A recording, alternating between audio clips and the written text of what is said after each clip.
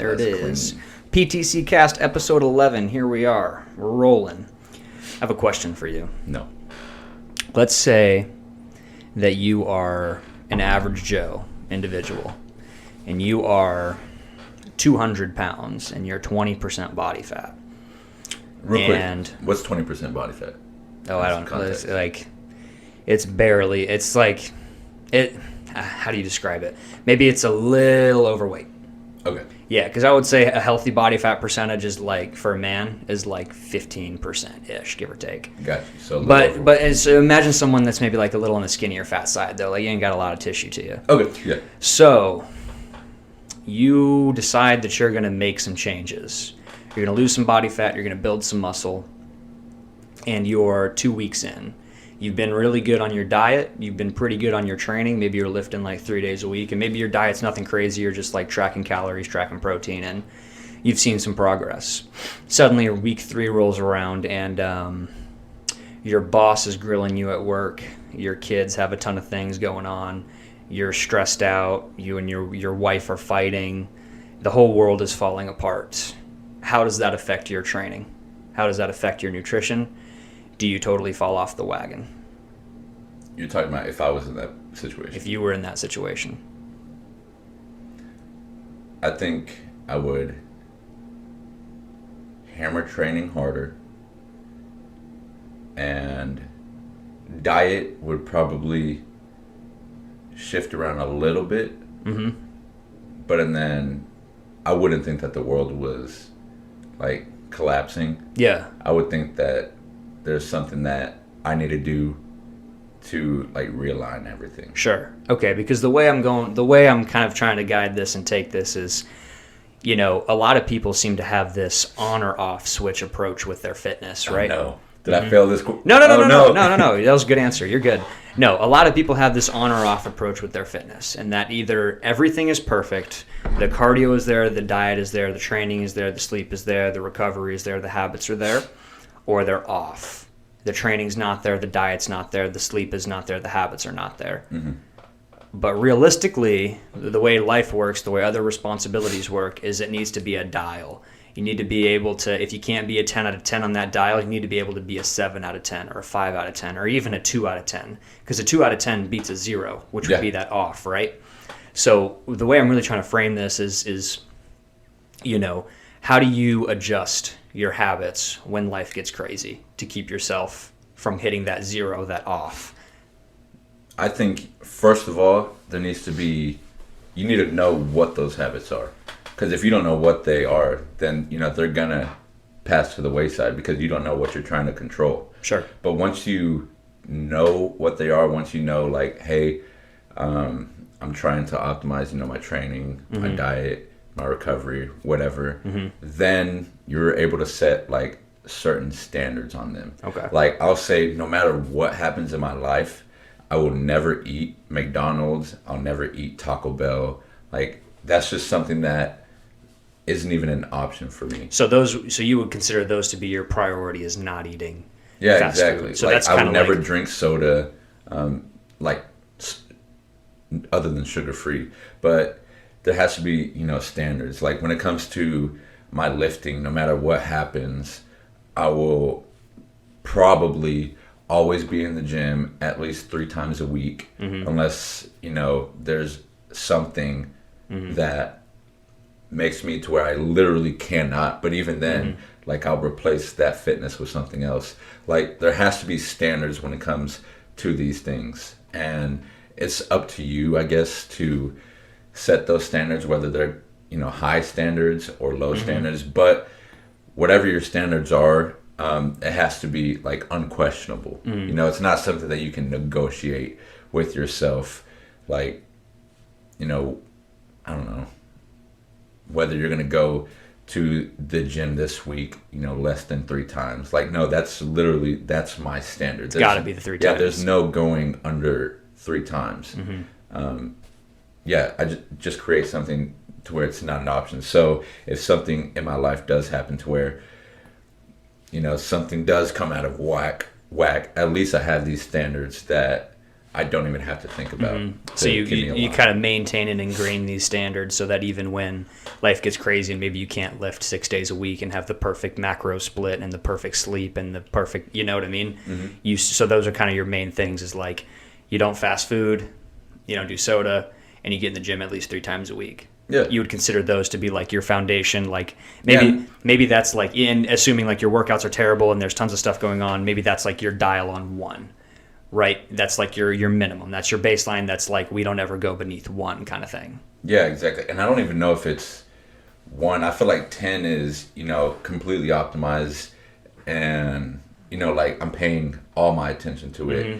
And then 0 is like, it's not a priority whatsoever. Like, it's not even on my map. Right. I think whenever, something happens and let's say something does get knocked down, it constantly, or let's just say in diet and training and sleep, those constantly stay at like a 6 or a 7, because those are relatively important. Those are always high on your value list. Yeah. So they're always going to be about a 6 or a 7. They're never going to dip below that. Okay. I hear you. Yeah, but then like other parts of my life, like let's say gaming or something like that. Like right now, gaming is, a 0. Yeah, not even doing it. Yeah, exactly. So that's just something that I don't really care to keep at that level. And so that kind of transitions the conversation a little bit into like what I like to refer with my clients as the totem pole. And it's like, where is your health and wellness on your totem pole of priorities? Is it at the bottom beneath, social outings and relaxing time and, maybe some of these other things, or is it higher up there? And, a lot of the times you got to sit back and ask yourself, like, if I'm skipping out on workouts because I have a party to go to, or am I, sleeping in late and missing workouts because I'm being lazy, like then I'm prioritizing comfort or I'm prioritizing socialization. Where it's like, if you take a good long look at your values, maybe that health and wellness needs to sit a little bit higher, right? Yeah, and honestly, it is a person-to-person, thing.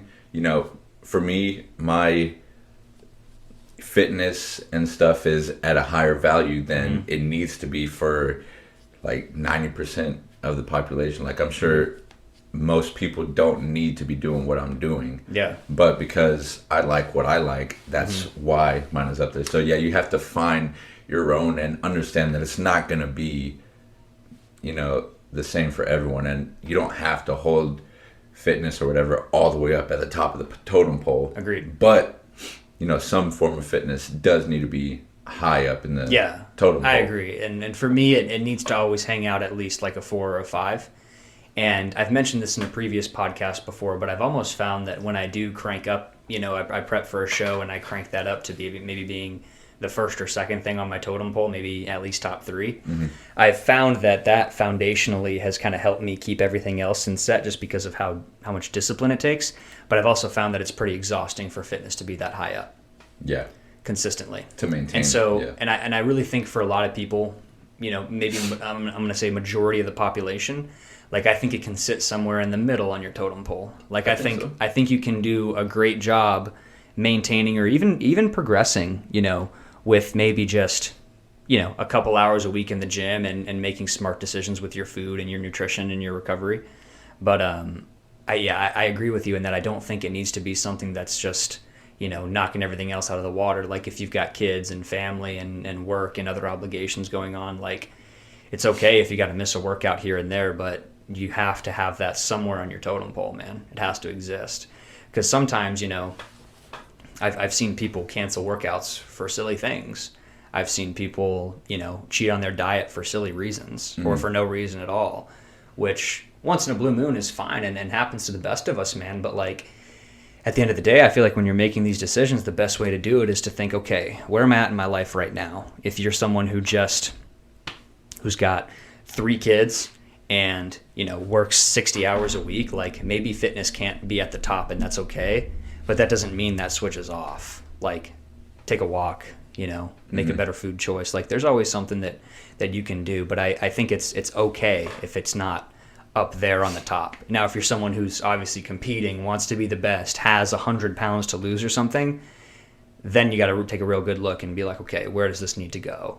Yeah. But I would say, for most people, being able to accept the fact that you're not going to be a perfect 10 out of 10 all the time is a much better approach long term than trying to be that 10 out of 10 all the time, because you're bound to fail. And that's why like brand new clients, man, they want to know how many calories, what's my perfect macro split, how many days am I doing cardio, XYZ, and I'm like, dude, calm down. Yeah, keep a food journal, bro. Yeah. Try to sleep 8 hours a night. That's all we're worried about right now, man. You got to crawl before you walk, before you run, before you sprint. And that's a long-term habit thing that we've been over quite a few times. But point being with that, it's like, man, it's okay if you're not, Mike O'Hearn and training 40 hours a week or something like that, man. Yeah, because we all have, different lives and different priorities and different interests and different everything. We're all very unique. And me, man, like, personally, dude, I want to look like fucking Chris Bumstead. Like, that's... So maybe fitness and bodybuilding will always be, like, a top 5 for me, or at least for the near future. But, like, man, some people, it's just you're doing your walks and you're doing your push-ups so you can, hang out with your kids and live a healthy life. And there's nothing wrong with that. But, like...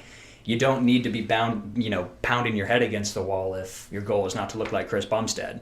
You know what I mean? Yeah, you have to. I feel like what happens is people just don't know what's important in their life. But once you take inventory of what is important in your life, like if you do have a family, let's say, okay, I'll use me for an example.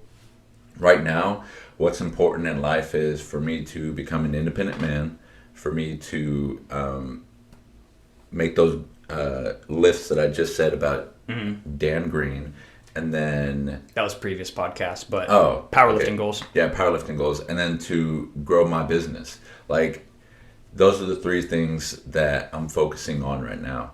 And if you try to commit to something that are outside of those 3 things, what's going to happen is they're going to butt heads.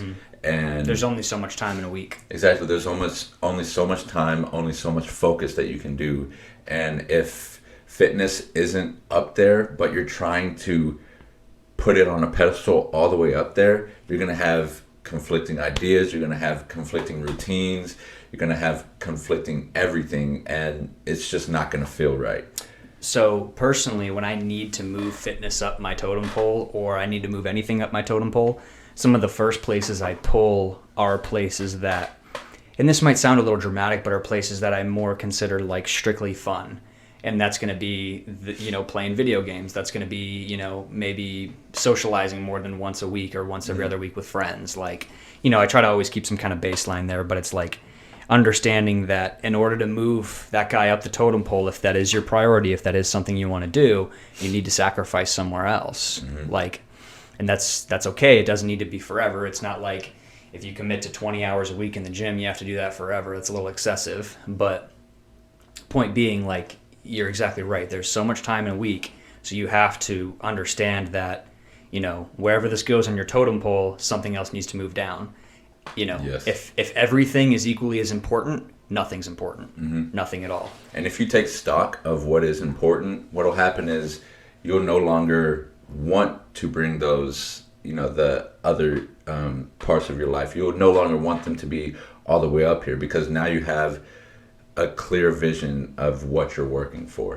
And so I actually took stock of those 3 things, and what I noticed is, like, instantly I cut out a lot of things in my life, and whenever I did that, it was no longer sacrificing. Like, sacrificing is painful, but after I was able to say, these are the 3 things that I want to focus on, anything else that was outside of those 3 things, it was no longer a sacrifice getting rid of them. And I was able to actually look at those 3 things and see how I can improve with those 3 things. So, for example, the totaling the 2,225, what I noticed is that my diet wasn't on par with those goals. My recovery wasn't on par with those goals. Whenever I was training, I was talking a lot while I was training, and somebody who can achieve that, they're not going to be sitting there talking, for an hour in the gym. They're not going to be doing that. So there's a bunch of things that I found out I needed to, get rid of in my life in order to focus on those, things. But what I've noticed is instead of it being painful like a sacrifice, I feel so much better now. Like I feel like I know exactly what I'm doing in my life, and I feel just completely aligned. Like no more conflict in my head, no more any of that BS. It's all clear. Yeah. Yeah, and when you're in when you're in that scenario, and maybe I was using the word sacrifice, and you're right. Like maybe that's a negative maybe that's negative context, but maybe more something along the words of like acceptance, right? So like for example, in the perfect bodybuilding world, I'd get to sleep 8 or 9 hours a night. But right now, my business and my relationship are at a place on my totem pole where they supersede bodybuilding. They're more important. So, maybe I'm sleeping 7 hours a night because I'm trying to pick up extra clients, or I'm trying to do more for PTC, or I'm trying to spend some extra time with Brianna. So I accept that, okay, I'm not going to get my maximal sleep. So even though my dial's not going to be a 10 out of 10 right now, where are some other places that I can still keep myself up to par, keep myself up where I need to be? Yeah. But so I believe it's acceptance, right? So it's like, I can be sure I'm not missing lifts. I can be sure my nutrition's on point. So it's not like you have to really give something up, but you have to accept that, like, okay, if I can't do this one thing, maybe I can do this other thing. So, and if I can't, run for an hour every morning, maybe I can walk for 20 minutes every morning. If I can't eat the perfect macronutrient split of 2,000 calories a day, maybe I can eat X amount of grams of protein and 2,500 calories a day, and maybe not achieve the goal as fast, but still be on the path and keep my values in line on my totem pole. So do you have 3 things that you're prioritizing in life right now? If I had to just spitball, like off the top of my head, it would be my business, my relationship, and my health and wellness. Got you. That might be a little bit of a lie. Sometimes I say my health and wellness and I mean bodybuilding, and I always try to approach bodybuilding from a scope of maximizing health and minimizing stress and getting the biggest bang for my buck. But I would say maybe more so just training. And I don't even know if I want to say bodybuilding, but training, like moving, taking care of myself, walking, lifting, those things. So I guess we could say my health, yeah. Okay, so that's the end goal with the, bodybuilding part as of right now, is health. What about relationship? What do you mean? Do you have like a clear goal when it comes to your relationship? Like, yeah, you can say improving your relationship, but what does that mean to you as of right now? As of right now, it means ensuring that, in my relationship, we're at a place where it's understood that we're mutually prioritized, we're mutually loved and accepted, and we're working on, creating a home and a space where we're, again, loved and accepted and feel at home. So I don't know if I have any maybe specific goals, but I know that I try to dedicate a certain amount of time. We try to be sure that we have at least a date night a week. We try to spend time together every day. You know what I mean? Yeah. I would maybe think of it not so much as like a goal-oriented thing, but a time-oriented thing. Like, it's important to me that I'm dedicating at least so much time, per week. And I don't have like a number on that or anything, but it's like, hey, this is like important. A feeling? Like, it's like, hey, this is important to me that we, watch this episode of Bob's Burgers and lay on the couch together, and I can go to bed half an hour later. No big deal. Yeah, because it's deeper than that. Yeah, exactly. And then, with my business, there's always going to be some kind of goal, and I don't want to get too deep into that right now, but that's the thing where it's like, okay, if I need to sleep a little less, that's fine. If I need to, miss out on a social event, that's fine. Like, this is the long-term play. This is how I'm setting myself up for financial freedom and, to create opportunities for others and to change lives. So this right now is the top, is the priority, is the totem pole, So quick question. I was listening to this book by, I think his name, Darren Hardy, not The Compound Effect. A new book. I think it's called The Entrepreneurial Roller Coaster, and he talks about. I recognize his name. Yeah, he talks about finding your passion in what you do, and the way that he put it, which was actually so freaking insightful. I've always thought about the why, but he says that you can find passion in what you do, or through 4 mediums. It's either what you do, why you do it, how you do it, or who you do it for. Okay. So when it comes to PTC, Progress Through Change, what is driving the passion for Progress Through Change? Is it what you're doing? Is there a reason why behind PTC? Is it how you're doing, like the process of the coaching that you're in love with? Or is it who you're doing it for, like you, your family, and building that financial freedom? It's the why. It's the why. It's for sure the why. Yeah, man. There's I always knew I didn't want to sit at a desk as a job. I didn't always know I wanted to be a personal trainer and build this business. But as soon as I started helping people feel what I felt as I changed my body, as I built confidence, as I took control of my life, like I was like, there's no greater pursuit in my opinion. There's none. Mm-hmm. Like to give someone the ability to, and it's not even about the health change, man. Like it's about the way your brain changes. It's about the way you realize that you're driving the boat. You got it in the bag. You know what I mean? It's about discovering that, oh, if I make this decision, I get this result. And if I keep making this decision, I keep getting this result. And as soon as you change that decision, you can get the result you want. And it takes time and it takes effort and it takes consistency, but it's that empowering feeling. Like I want to share that with as many people as possible, man. And I want people to understand that like it's realistic and it's doable at any scope or any scale. So if you're able to dedicate 1% of yourself to it, you'll get 1% result, but that's 1% better than what it was. If you can dedicate 100% of yourself to it, 100% fold, man. I mean, you get out what you put into it. So I would 100% consider it my why, man. Like finances aside, I mean, the time in aside, whatever. Like if it was strictly for the end result, I would do it over and over again. And whenever I get to a point where PTC is where it's kind of running on its own, man, I'm coming for childhood obesity's neck. Yes. I'm fucking coming for it, man. I'm telling you right now.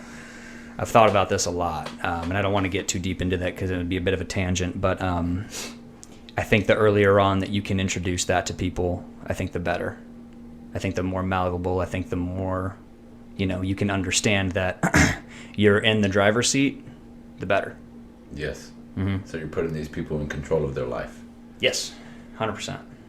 100%. That's the goal. Through health and wellness, man. And I feel like I really think that's the only way to do it. I really think. Like, you can, maybe you can do it like in building your business or through your religion or something like that, but like, it is so tangible. It's so tangible. You can't fucking buy it. You can't inherit it. Like, you can get good genes, sure, but like, if you want it to be better, like at the end of the day, you have to do something for it to be better.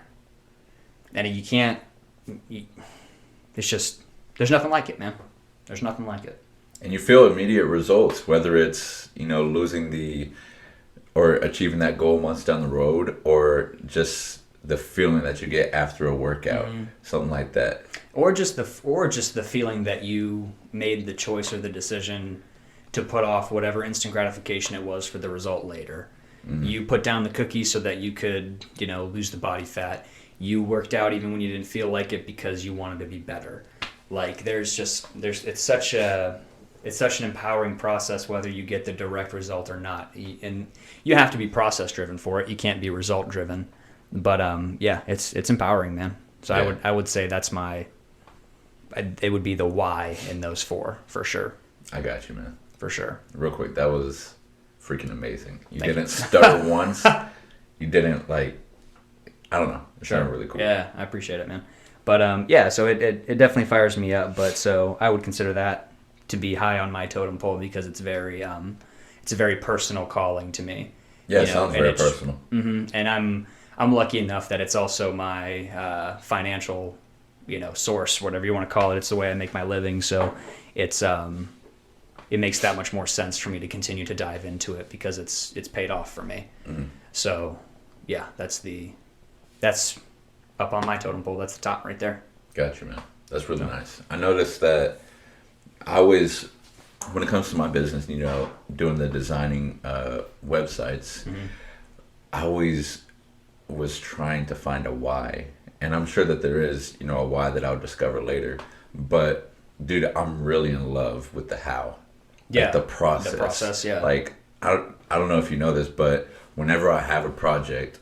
I actually have to remind myself that I have to eat, that I have to lift. Yeah. Like I was talking about, lifting is a non-negotiable for me, but whenever I'm deep in these processes of, building these websites and stuff, I lose track of everything. Yeah, dude, I'll get a text from you about PTC at 6 a.m. Like, yeah, man. Yeah. I mean, but then as soon as I'm like done with the project or something, I'm like,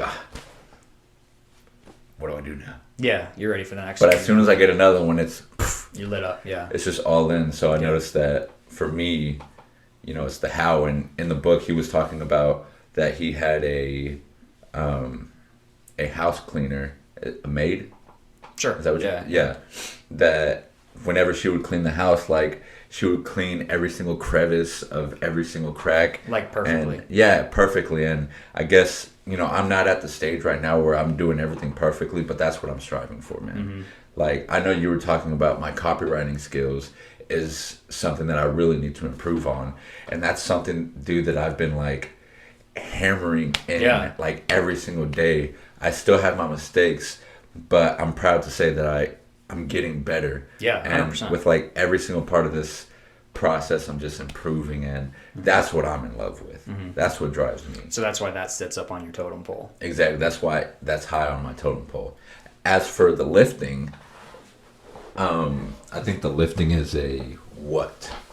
Like I just love lifting. Mm-hmm. Like there's not really any why behind it. Right now I'm just starting to learn to like and enjoy the how, the process of lifting and how exactly I need to be lifting instead of just picking shit up and putting it down. And I don't really have a who, I'm not lifting for anybody. And then my third goal, becoming an independent man, that's more of a like very personal goal, but that is actually for a who, which is actually weird. It's a who and a why. Yeah.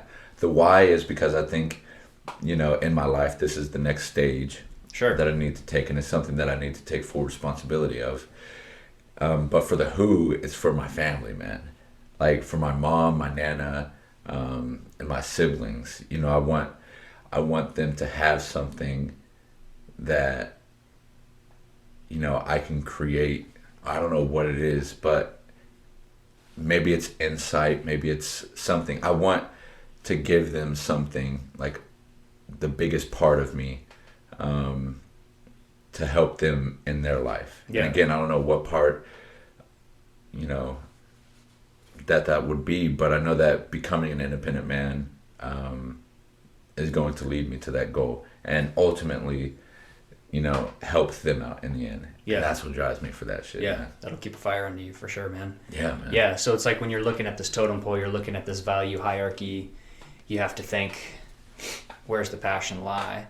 And that can guide the conversation a little bit more as to where things should go. Because if you can't answer any of those four questions, the what, the why, the who, and the how.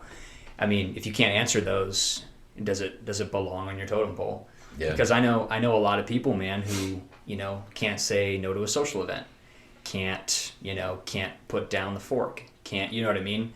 And it's and quite honestly, I think it comes down to that decision making process, and I think that decision making process is guided by your totem pole, your value hierarchy. Yes. And you get those answers from asking yourself those hard questions. Yeah, and it doesn't take a lot of like time. Mm-hmm. It does take effort. You have to sit there and genuinely ask yourself and battle with your thoughts. Mm-hmm. Put the phone away. Yeah. Just be with yourself. Yeah. But it'll take no more than a day. Yeah. I mean, maybe you'll have to readjust, but it'll take no more than a day. Yeah. And after I did that, like you were saying, people have trouble with saying no to a lot of things. Dude, if something that doesn't align with those 3 things, I say no to it now. And I don't apologize for it. And, it gives you clarity in life. Yeah. Huh. Love it, man. Yeah, man. Sweet. PTC Cast episode 11. Thank you all for listening. I'm Alex Martin. You can follow us at Progress Through Change or my personal bodybuilding log, which is at Alex Chris Martin. This is Chris Saldana at Cholito Saldana. You can check out Pick a Site LLC for all your site making needs. Mm-hmm. But otherwise, we will catch you all on the next one. Thank you for watching.